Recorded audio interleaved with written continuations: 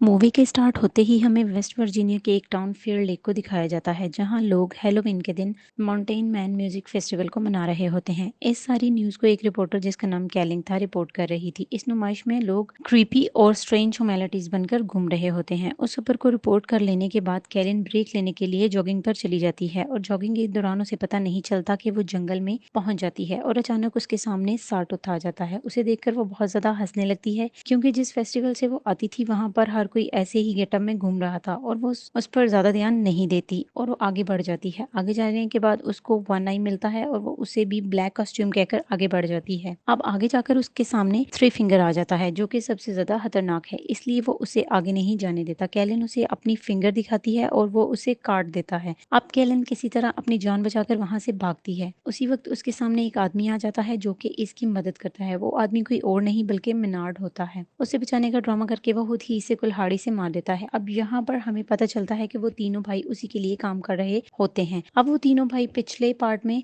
उस सेनेटोरियम से निकलकर आखिरकार मिनार्ड को मिल ही जाते हैं। अब वो तीनों उसी के साथ रहते हैं और उसी के लिए काम करते हैं क्योंकि वो भी उनके ही जैसा होता है।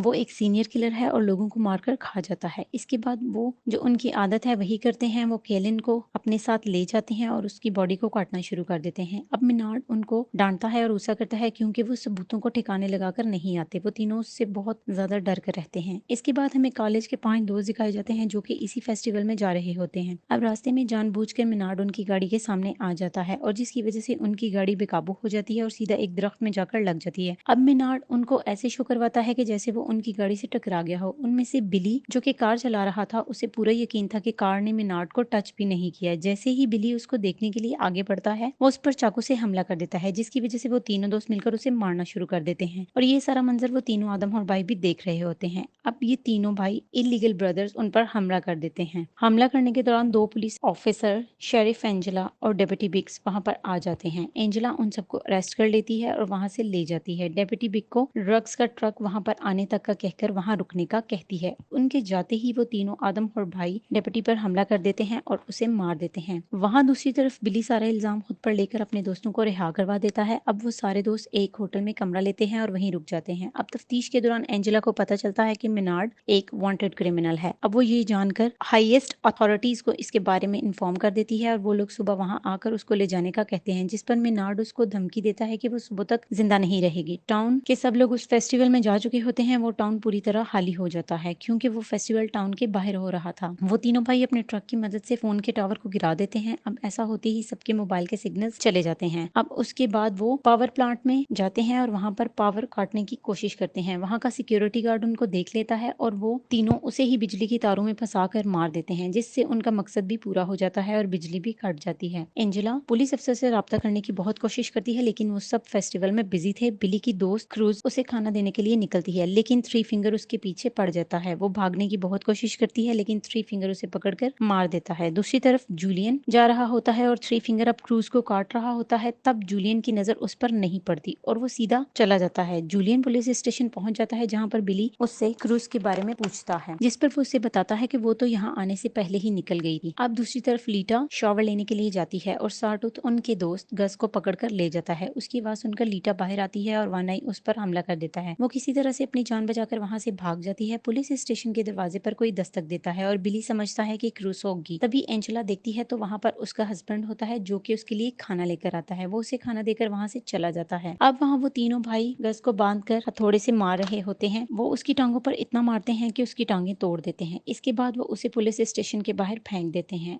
अब वो मदद के लिए चीखता है। अब बिली और जूलियन उसको पहचान लेते हैं। एंजेला उनकी मदद करने के लिए बाहर जाती है लेकिन वो तीनों भाई उस पर ट्रक चढ़ाकर उसे कुचल देते हैं और एंजेला कुछ भी नहीं कर पाती। अब वो इसकी लाश को रोड से हटाकर साइड पर रख देते हैं। एंजेला बिली, जूलियन और एक और कैदी को शॉट गन देकर उनको ड्यूटी असाइन कर देती है। बिली जो कि अब क्रूज को ढूंढना चाहता है लेकिन एंजेला उसको इनकार कर देती है और पुलिस स्टेशन की हिफाजत करने का कहती है और वो खुद एक पास की दुकान पर जाती है जहाँ रेडियो और जनरेटर था। बड़ी बहादुरी के साथ वो पहुंचकर जनरेटर को स्टार्ट करने की कोशिश करती है और वो साथ साथ किसी के साथ राब्ता भी कर लेती है और बैकअप बुलाने का कहती है। जिस लड़के के साथ उसका राब्ता हुआ था वो समझता है कि शायद ये कोई हैलोवीन प्रैंक है। वो उसे बिल्कुल भी संजीदगी से नहीं लेता। इतनी देर में लीटा भी पुलिस स्टेशन पहुंच जाती है और दरवाजा खटखटाने लगती है। वो कैदी बगैर कुछ सोचे समझे गोली चला देता है। अब गोली की आवाज सुनकर एंजेला चेक करने के लिए जाती है और यहाँ खुशकिस्मती की बात यह है कि रीटा को कोई चोट नहीं लगती। और फिर बिली उससे क्रूज के बारे में पूछता है, लेकिन वो उसके बारे में कुछ भी नहीं जानती थी और बिली जूलियन के साथ मिलकर क्रूज को ढूंढने के लिए निकल जाता है। अब कुछ दूर चलकर ही उनको क्रूज की लाश सड़क के पास पड़ी मिलती है। उसको मरा हुआ देखकर बिली अपने होश खो देता है और उसी वक्त वहां से थ्री फिंगर भी आ जाता है। वो दोनों अब उसके पीछे भागने लग जाते हैं और वो उसके जाल में फंस जाते हैं और पकड़े जाते हैं। जब बिली को होश आता है तो वो देखता है कि वो फुटबॉल के मैदान में दबा हुआ है और उसका सिर्फ सर ही बाहर होता है और उसके पास ही जूलियन भी जमीन पर लेटा हुआ होता है। अब उसका पाँव जंजीरों से बांधा हुआ होता है। अभी वो दोनों वहां से भागने का सोच ही रहे होते हैं कि थ्री फिंगर स्नोब्लोअर लेकर आता है और बिली ये देखकर फौरन समझ जाता है कि उसकी मौत कैसे होने वाली है। लेकिन थ्री फिंगर उसको सामने से नहीं मारता बल्कि पीछे से स्नोब्लोअर को लाकर उसका सर काट देता है। बिली को मारने के बाद अब वो जूलियन की तरफ जाता है। जूलियन बंधा हुआ था और वो भी भाग नहीं सकता, इसलिए वो जूलियन को भी मार देता है। अब काफी देर गुजर जाने के बाद भी जब बिली और जूलियन वापस नहीं आते तब एंजेला उस कैदी को फेस्टिवल में जाकर मदद लाने के लिए कहती है। एंजेला उसे अपनी कार में बिठा देती है। अब जल्दी की वजह से उस कैदी को सामने लगी तारें नजर नहीं आती और वो कार तबाह हो जाती है। फिर तीनों भाई उसे पकड़ लेते हैं और पुलिस स्टेशन के पास ही एक दुकान में ले जाते हैं और वहां पर उसे एक ड्रम में बंद करके नीचे से आग लगा देते हैं। एंजेला को उसकी चीखने की आवाज आती है। वो उसे बचाने के लिए वहां जाती है, लेकिन जैसे ही वो वहां पहुंचती है वहां पर एक जोरदार धमाका होता है। पीछे से मिनार्ड लीटा को लालच देता है कि अगर वो उसे यहाँ से बाहर निकाल देगी तो वो उसे नहीं मारेगा, लेकिन बदकिस्मती से लीटा मिनार्ड की बातों में आ जाती है। वो उसे बाहर निकाल देती है और उसका बदला वो उसे ये देता है कि वो उसकी दोनों आंखें ही निकाल देता है। फिर वो चिल्लाती हुई बाहर जाती है। अब एंजेला उसे देखकर उसकी तरफ आती है। उसी वक्त मिनार्ड भी बाहर निकल आता है। वो उसे मारने ही वाला होता है कि उससे पहले ही एंजेला उसके कंधे पर गोली मार देती है। इसके बाद वो दोनों को वापस पुलिस स्टेशन के अंदर ले आती है और मिनार्ड को दोबारा लॉकअप में बंद कर देती है। अब वो मदद लेने के लिए बाहर आती है। जैसे ही वो बाहर आती है उसे अपने हस्बैंड की कार नजर आती है। कार के पास जाकर वो अंदर देखती है तो वो क्या देखती है कि उसके हस्बैंड को किसी ने बांधा होता है। उसे ये समझ नहीं आती कि ये एक जाल था। उसके हस्बैंड के सर के ऊपर एक तेजधार चाकू लगा हुआ होता है जो सीधा कार के दरवाजे के साथ अटैच होता है। वो जल्दी से कार का दरवाजा खोलती है और चाकू सीधा उसके हस्बैंड को बीच में से चीर देता है। उसी वक्त थ्री फिंगर पीछे से आकर अपना ट्रक लेकर आता है और सीधा लाकर कार को मारता है। एंजेला बहुत मुश्किल से उस वक्त अपनी जान तो बचा लेती है, लेकिन थ्री फिंगर उसे पकड़कर इतना मारता है कि मार मारकर वो इसको बेहोश कर देता है। दूसरी तरफ मिनार्ड अब लीटा को सारी जिंदगी टॉर्चर करने की धमकी दे रहा होता है। उसकी बातें सुनकर